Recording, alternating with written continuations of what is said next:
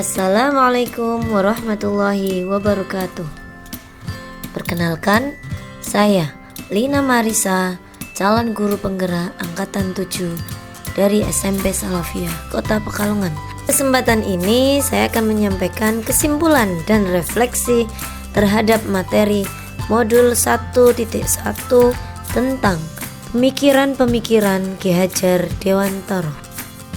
Kita tahu bersama, menurut Ki Hajar Dewantara, bahwa pendidikan dan pengajaran adalah proses memanusiakan manusia, sehingga harus memerdekakan manusia dan segala aspek kehidupan, baik secara fisik, mental, jasmani, dan rohani.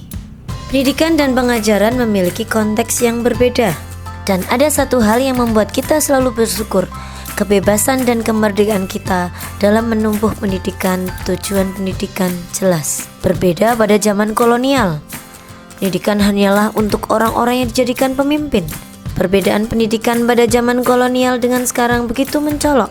Tetapi sejarah pendidikan pada zaman kolonial bisa kita jadikan sebagai tolak ukur bahwa pendidikan pada dasarnya milik semua lapisan masyarakat tanpa terkecuali. Seperti pada filosofi pemikiran Ki Hajar Dewantara, kemerdekaan dan kebebasan dalam pendidikan dengan menuntun memberi kebebasan kepada peserta didik dengan harapan pendidik sebagai pamong memberi tuntunan dan arahan agar anak didik tidak kehilangan arah. Sebelum mempelajari modul 1.1 mengenai refleksi filosofis pendidikan nasional Ki Hajar Dewantara, sebagai guru saya meyakini beberapa hal sebagai berikut. Pengajaran sama dengan pendidikan. Guru adalah subjek utama kegiatan pembelajaran. Kegiatan belajar harus sesuai buku panduan dengan target KKM. Siswa harus mencapai kemampuan pengetahuan yang maksimal dan sama. Sebagai guru saya harus mampu mentransfer ilmu kepada peserta didik secara klasikal dengan metode ceramah, diskusi, dan tanya jawab. Dan saya menganggap siswa tidak akan paham kalau materi pelajaran tidak saya jelaskan. Kegiatan belajar selalu saya laksanakan di dalam kelas, memberikan tugas yang seragam tanpa mempertimbangkan keragaman potensi peserta didik. Pemberian sanksi hukuman kepada peserta didik dapat mengubah perilaku mereka ke arah yang lebih baik. Banyak hal yang saya pelajari tentang konsep pendidikan Ki Hajar Dewantara melalui modul 1.1 refleksi filosofis pendidikan nasional Ki Hajar Dewantara. Konsep-konsep pendidikan Ki Hajar Dewantara memberi pengaruh yang cukup signifikan terhadap pemikiran saya tentang pendidikan dan membawa perubahan dalam sekolah. Pengajaran ternyata tidak sama dengan pendidikan. Pengajaran merupakan salah satu bagian dari pendidikan. Hal ini dimaksudkan bahwa pengajaran itu tidak lain adalah pendidikan dengan cara memberi ilmu atau berfaedah untuk hidup anak-anak, baik lahir maupun batin. Pendidikan diartikan sebagai tuntunan dalam hidup tumbuhnya anak-anak. Pendidikan menuntun segala kodrat yang ada pada anak-anak. Mereka dapat mencapai keselamatan, kebahagiaan yang setinggi-tingginya, baik sebagai manusia maupun sebagai anggota masyarakat. Sebagai pendidik, kita harus terbuka, namun tetap waspada terhadap perubahan-perubahan yang terjadi.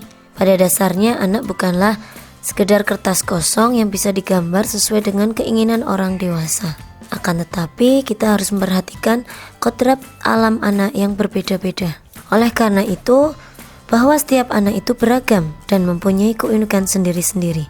Yang perlu kita perhatikan lagi yaitu kodrat zaman berhubungan dengan zaman yang dialami oleh peserta didik pada saat pengajaran atau pendidikan berlangsung.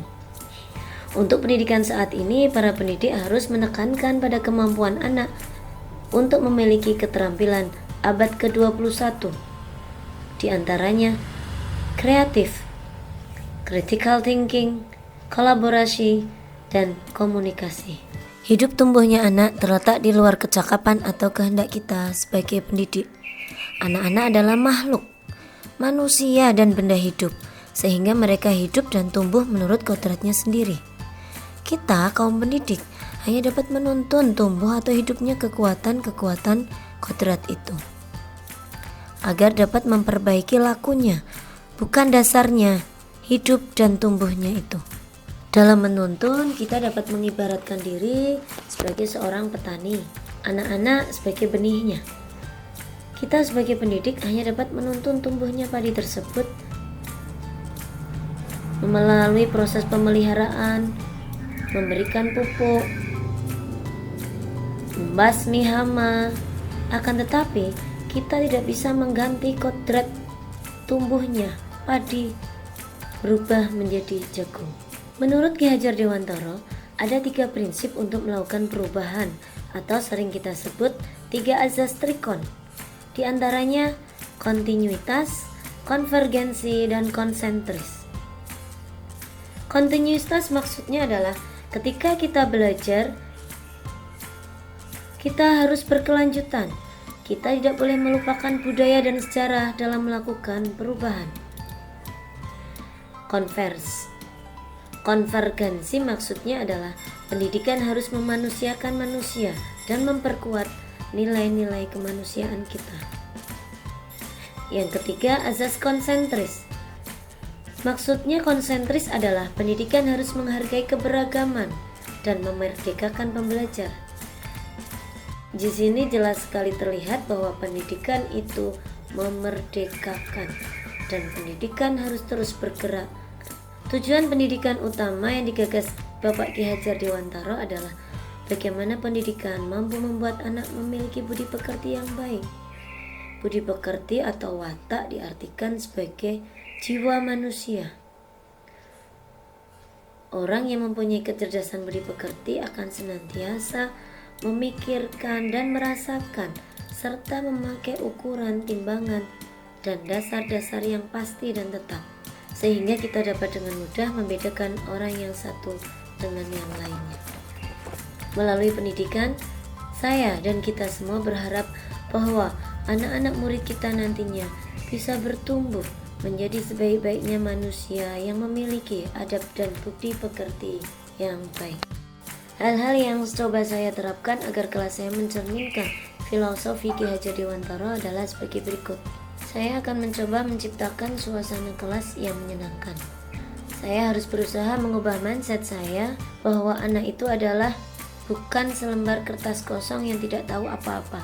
Justru dari pemikiran-pemikiran anak-anak itu sendiri dapat kita gali, dapat kita raba, dapat kita kelompokkan betapa mereka memiliki minat bakat yang berbeda, bahwa kita harus mengenali potensi mereka masing-masing. Sekali lagi, saya harus peka dan mampu membaca potensi mereka masing-masing sehingga bisa mencari metode maupun bahan ajar yang betul-betul bisa menggali potensi anak-anak seoptimal mungkin. Yang ketiga, saya harus mengupayakan pola pembelajaran berpusat pada anak, memberikan kesempatan seluas-luasnya agar anak mampu mengeksplor pengetahuan awal mereka, berpartisipasi aktif dalam kegiatan pembelajaran. Selain itu, melalui pembelajaran yang berpusat pada anak, saya berharap bisa mengasah keterampilan abad 21 mereka. Bisa berpikir kritis, mereka menjadi jiwa yang kreatif, inovatif, bisa berkomunikasi dan berkolaborasi.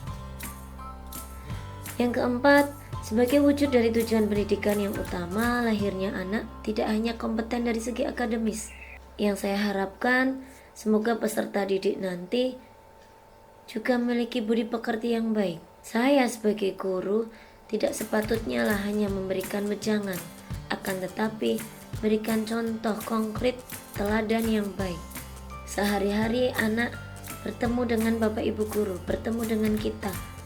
Seharusnya lah kita menjadi contoh dan sosok yang digugu dan ditiru oleh mereka. Sangat menjadi tantangan bagi saya agar saya bisa konsisten memberikan keteladanan yang baik. Yang terakhir, selalu terbesit dalam pemikiran saya, dalam ingatan saya, trilogi dari Ki Hajar Dewantara, Ingarso Sung Tulodo, Ing Madya Mangunkarso, Tutwuri Handayani. Tidak semata-mata harus saya ingat, tidak semata-mata menjadi hafalan untuk saya, akan tetapi pencerminan dari trilogi KHD ini semoga bisa membuat saya sendiri sebagai tenaga pendidik dan untuk anak-anak didik saya tercipta budi pekerti yang luhur, mampu beradaptasi dengan perkembangan teknologi, dan saya sebagai pendamping bisa menuntun seirama dengan anak-anak didik saya dan di sekolah saya. Sekian dan terima kasih. Wassalamualaikum warahmatullahi wabarakatuh. Guru penggerak Jaya Indonesia Maju.